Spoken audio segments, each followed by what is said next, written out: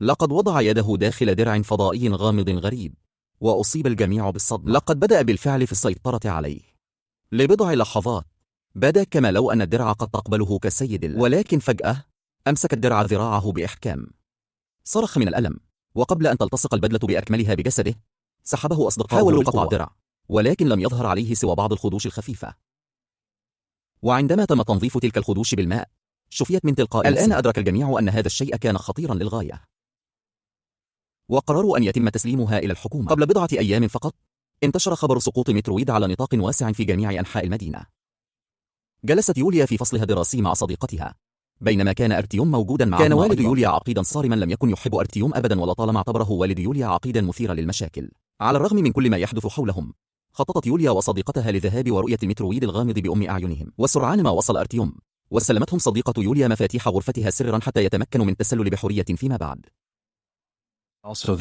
وفي الوقت نفسه بدأت تنهمر مترويدات غريبة على المدينة بأكملها. المدينة معهم تحرك جسم مجهول بسرعة نحو الأرض، وبما أن الجسم كان يقترب من الأراضي الروسية فقد أمر القائد العسكري الروسي على الفور بتدميره قبل أن يصبح تهديدا. ومع ذلك لم يكن الجسم طائرة عادية،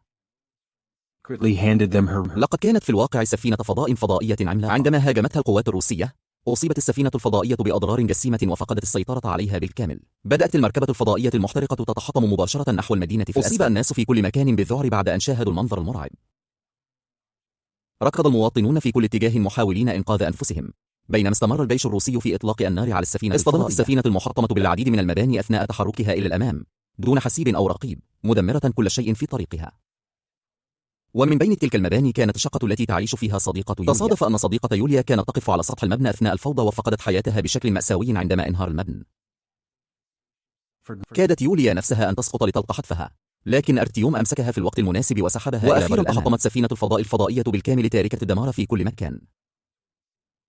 مات عدد لا يحصى من الأشخاص، وبقيت المدينة بأكملها. اعتقد الجميع أنهم كانوا يتعرضون لهجوم من عدو مجهول.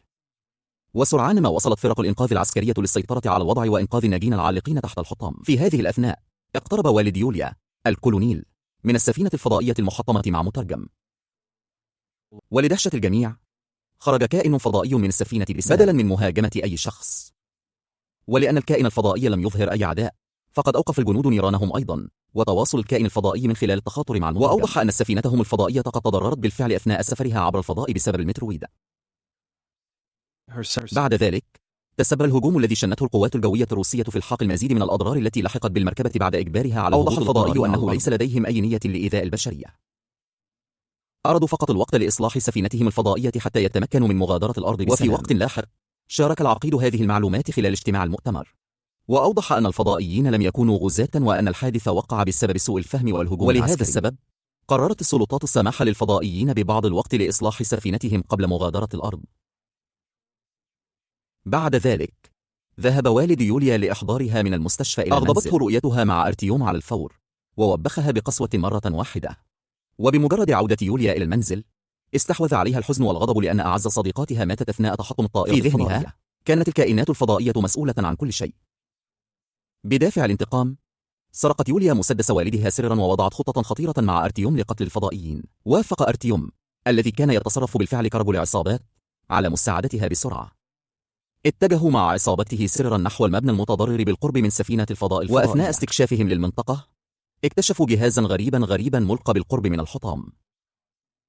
في الوقت نفسه دخلت يوليا شقة صديقتها الميتة. ملأها النظر إلى صور صديقتها بالحزن وبدأت تبكي وهي تتذكرها. وفجأة ظهر كائن فضائي داخل الغرفة. أصيبت يوليا بالرعب وصرخت قبل أن تطلق النار من مسدسها عليه. وفي حالة من الذعر فقدت توازنها وكادت أن تسقط من ولكن بدلا من إيذائها أمسكها الفضائي على الفور وأنقذ حياتها. عند سماع صرخات يوليا هرع أرتيوم ورفاقه إلى الغرفة وهاجموا الفضائي بوحشية. أثناء الصراع سقط الكائن الفضائي من المبنى. عندما وصلوا إلى الطابق الأرضي اكتشفوا بدلة فضائية غير عادية مصنوعة من معدن سميك وغامق. والغريب أن الكائن الفضائي الحقيقي داخل البدلة اختفى دون أثر. وسرعان ما وصلت القوات العسكرية بعد سماع الاضطراب وصادرت البدلة الفضائية. في الوقت نفسه استعاد العلماء الجهاز الفضائي الغريب ونقلوه إلى المختبر لإجراء الأبحاث. أصبحت يوليا مقتنعة بأن الكائن الفضائي كان يخفي شيئا مهما. وفي اليوم التالي عادت سررا في اليوم التالي إلى المبنى المدمر للبحث عن إجابة. في الداخل اكتشفت العديد من الجثث المتناثرة في كل مكان، وكان من بينهم رجل مصاب بجروح بالغة لا يزال على قيد الحياة. وسرعان ما أدركت يوليا أن الرجل المصاب كان في الواقع كائنا فضائيا متنكرا في هيئة فوضعته سررا في سيارتها وبمساعدة صديقتها ونقلته إلى المستشفى. نظرا لأن الكائن الفضائي بدا تماما مثل البشر، لم يشك أحد في المستشفى في أي شيء غير عادي. كان الفضائي ضعيفا للغاية، لذا تبرعت يوليا ببعض من دمها للمساعدة في إنقاذه. وبينما كانت تراقب جسده عن كثب، أمسك الكائن الفضائي بيدها. انتقلت طاقة غريبة من الكائن الفضائي إلى جسد يوليا لتشكل استوارا غامضا حول ذراعها. بعد عودتها إلى المنزل، استحمت يوليا وبدأت ألاحظ وجود قوى غريبة مرتبطة وسرعان ما اكتشفت أن السوار سمح لها بالتحكم في الماء نفسه.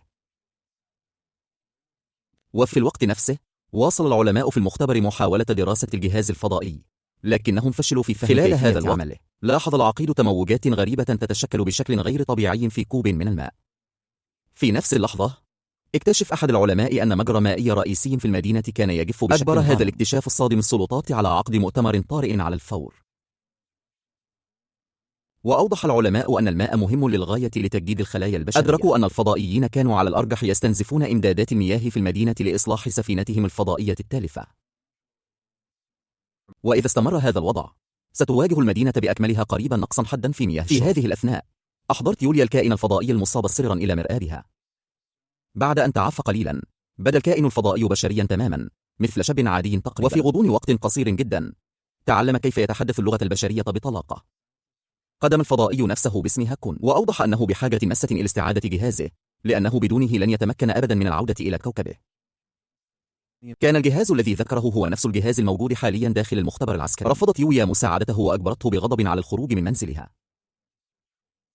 ابتعد هاكون بهدوء، ولكن قبل أن يتمكن من الهرب، أوقفته الشرطة واعتقلته بعد أن ظنت أنه مدمن مخدرات يتجول في الشوارع. أراد يويا أن يشرح الحقيقة للضباط، لكنه لم يستطع استجماع الشجاعة للقيام بذلك. ونتيجة لذلك، أخذت الشرطة هاكون بعيدا. في هذه الأثناء، استشاط سكان المدينة غضبا لأن إمدادات المياه كانت تختفي اندلعت احتجاجات حاشدة في جميع أنحاء الشوارع، حيث طالب المواطنون الحكومة بتقديم إجابات. اتجه أرتيوم نحو القاعدة العسكرية ليخبرهم عن البدلة الفضائية، لكن الفوضى اندلعت في الخارج عندما بدأ المتظاهرون في الاشتباك مع الشرطة. أثناء الارتباك، ألقت الشرطة القبض على أرتيوم أيضا. كان والد يويا حاضرا هناك، ولم تتغير كراهيته تجاه أرتيوم. في الوقت نفسه تقريبا، وصل يويا إلى مركز الشرطة لتحرير هاكون، ووجد أرتيوم هناك بشكل غير متوقع أيضا.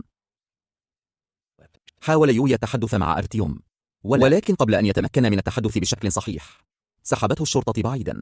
ثم أقنعت يويا الضباط بأن هاكون صديقها ونجحت في تأمين إطلاق السراح. بعد ذلك، بدأ يويا في تعليم هاكون كيف يتصرف مثل البشر العاديين حتى لا يشك أحد في أنه كائن فضائي. وخلال هذه الفترة، تقارب الاثنان شيئا فشيئا ونشأت بينهما صداقة. في النهاية، قررت يوليا أن تساعد هاكون في استعادة جهازه. كانت تعلم بالفعل أن الجهاز كان مغلقا داخل المختبر العسكري، ولتنفيذ الخطة، زارت يوليا والدها برفقة هاكون. تظاهرت يوليا أمام والدها بأنها حامل، مما جعل الكولونيل يستشيط غضبا ويشتت انتباهه وهو يصرخ في وجهها. أثناء انشغال والدها، سرقت يوليا سرا تصريح مروره الأمني. سلمت البطاقة لاحقا إلى هاكون. باستخدام تصريح الدخول، دخل هاكون إلى المبنى العسكري متنكرا في زي طبيب. وصل بهدوء إلى المختبر واستخدم قواه لفتح الجهاز الفضائي. أصيب العلماء بالذهول عندما استعاد هاكون الجهاز الرئيسي أمامهم مباشرة. بدأت أجهزة الإنذار تدق على الفور في جميع أنحاء المنشأة، ولكن بحلول ذلك الوقت، كان هاكون قد هرب بالفعل والتحق يويا. وضع والد يويا وصديقتها بسرعة داخل سيارة وأمرهما بمغادرة المنطقة على الفور. والآن بعد أن استعاد هاكون جهازه، استعد للعودة إلى سفينته الفضائية. ومع ذلك، أوقفه يويا وحذره من الذهاب خلال النهار لأن الجيش سيقبض عليه على الفور. وبدلا من ذلك، أعادت يوليا هاكون إلى منزلها. وسرعان ما أدرك الكولونيل أن الفضائي الذي كان يرافق ابنته هو في الواقع هاكون نفسه. أكدت اللقطات الأمنية كل شيء. أصدرت السلطات على الفور أوامر باعتقالها هاكون. في اللحظة التي علمت فيها يويا بهذا الأمر، هربت مع هاكون واصطحبته إلى منزل أحد زملائه، حيث قامت بتغيير ملابسهما لتجنب التعرف عليهما. أحضرت يويا هاكون إلى حفل موسيقي مزدحم لأنها كانت تعتقد أنه لا يوجد مكان أكثر أمانا من تجمع عام ضخم. خلال الحفل، استخدم هاكون قواه لمشاركة رؤى عالمه الأصلي مع لقد يوليا. نقل وعيها إلى كوكبه الجميل المليء بالتكنولوجيا المتقدمة والمناظر الطبيعية الخلابة. وأوضح هاكون أن البشر ممنوعون من رؤية هذا المكان لأن الفضائيين سيدمرون أي شخص يحاول اكتشاف حضارتهم وتقنياتهم. ومع ذلك فقد كان يوليا مميزا ويثق بها تماما. ومع قضائهما المزيد من الوقت معا وقع الاثنان في الحب تدريجيا. لسوء الحظ رصدهما أصدقاء أرتيوم معا. أبلغوا أرتيوم أن يوليا كانت مع رجل آخر، وسرعان ما حل الليل وحان أخيرا وقت عودة هاكون إلى سفينته الفضائية. رافقته يوليا في الرحلة. قبل المغادرة شارك هاكون وداعا عاطفيا مع يوليا. في تلك اللحظة نفسها اتصل أرتيوم بغضب بيوليا وطلب مقابلتها. رفضته يوليا واعترفت بأنها معجبة بشخص آخر. أما الآن فقد كان أرتيوم ورفاقه في مكان قريب في انتظاره. هاجموها فجأة وضربوه بوحشية، حتى أن أرتيوم ضرب يوليا أثناء الفور. إن مشاهدة يوليا وهي تتألم ملأت هاكون بالغضب. قاوم هاكون بعنف وتغلب على العديد من المهاجمين. أثناء الصراع اكتشف أحد أفراد العصابة جهاز هاكون الفضائي وأدرك أخيرا هويته الحقيقية. ثم حاول أرتيوم بعد ذلك قتل هاكون بمسدس، لكن الرصاصة أصابت أحد أصدقائه عن طريق الخطأ مما أدى إلى مقتله على الفور. وصلت الشرطة بسرعة إلى مكان الحادث. هرب أرتيوم ورفاقه على الفور بينما ألقت السلطات القبض على هاكون. وفي وقت لاحق نشر أرتيوم أخبارا كاذبة على الإنترنت مدعيا أن هاكون لقد أجد الكراهية ضد الفضائيين وأقنع الجمهور بأنهم أعداء خطرون. وسرعان ما تجمع المواطنون الغاضبون وسروا نحو السفينة الفضائية الغريبة لتدميرها. وردا على ذلك خرج مدافعون آليون أقوياء من السفينة الفضائية وبدأوا في قتال الحشد. خلال المعركة ارتدى أرتيوم البدلة المعدنية الفضائية واستخدم قوتها الهائلة ضد الفضائيين. اندلع قتال عنيف بين أرتيوم وهاكون. على الرغم من كونه فضائيا خسر هاكون المعركة في النهاية. خرج أرتيوم من البدلة المعدنية وبدأ في إطلاق النار مباشرة على هاكون. أثناء الهجوم أصيب كل من هاكون ويوليا بجروح بالغة. وصل الكولونيل في الوقت المناسب وكان مرعوبا. بعد أن رأى ابنته مصابة بجروح ألقت الشرطة القبض على أرتيوم أخيرا بسبب في هذه الأثناء حملت الروبوتات الفضائية هاكون ويوليا إلى داخل السفينة الفضائية ووضعتهما في غرف استشفاء منفصلة. وبفضل التكنولوجيا المتقدمة للفضائيين تعافت يوليا بسرعة. ومع ذلك كانت إصابات هاكون أكثر خطورة بكثير وتطلبت وقتا أطول للشفاء. وفي الوقت نفسه تم إصلاح سفينة الفضاء الفضائية نفسها. في النهاية خرجت يوليا ووالدها من سفينة الفضاء بينما كانت تستعد لمغادرة الأرض إلى الأبد. غادرت السفينة الفضائية الضخمة الكوكب أخيرا واختفت في الفضاء بينما وقفت يوليا صامتة تتذكر كل اللحظات التي شاركتها مع هاكون. ومع بقاء تلك الذكريات في قلبها انتهت القصة. Yulia recovered very quickly.